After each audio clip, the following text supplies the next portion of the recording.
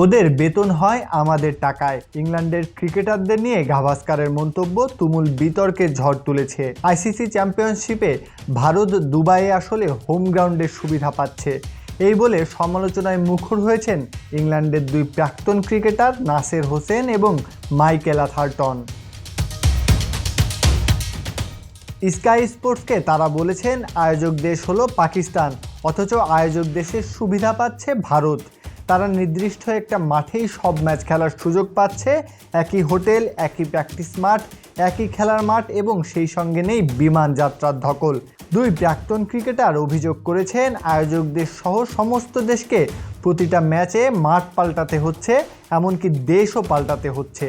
অথচ ভারত শুরু থেকে শেষ একই মাঠে খেলার বাড়তি সুযোগ পেয়ে যাচ্ছে। ইন্ডিয়া টুডে এ নিয়ে গাভাস্কারের প্রতিক্রিয়া জানতে চাইলে তিনি বলেন, ইংল্যান্ডের প্লেয়াররা বড্ড বেশি সিসকাদুনে। ভারত কি পেল না পেল সেটা দেখার আগে নিজেরা টুর্নামেন্টে কি করলো সেটা নিয়ে ওদের আগে ভাবা উচিত। ইংল্যান্ড কেন সেমিফাইনালে পৌঁছাতে পারলো না, এখানে কি ভারতের কোনো হাত আছে?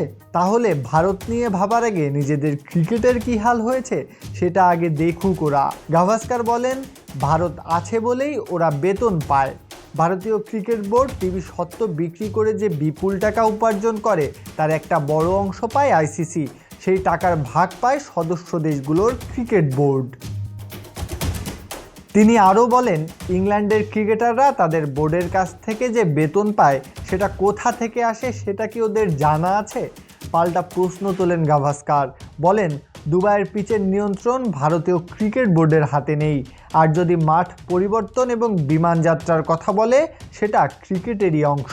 এসব নিয়ে কাঁদতে বসলে ইংল্যান্ড ক্রিকেটের কি কোনো উন্নতি হবে? এই প্রশ্ন তুলে তার কটাক্ষ, ওরা বরং ওদের দেশের ক্রিকেটটাকে উন্নত করতে একটু সচেষ্ট হোক। গাভাস্কারের এই মন্তব্য নিয়ে ক্ষুব্ধ ব্রিটিশ ক্রিকেট মহল।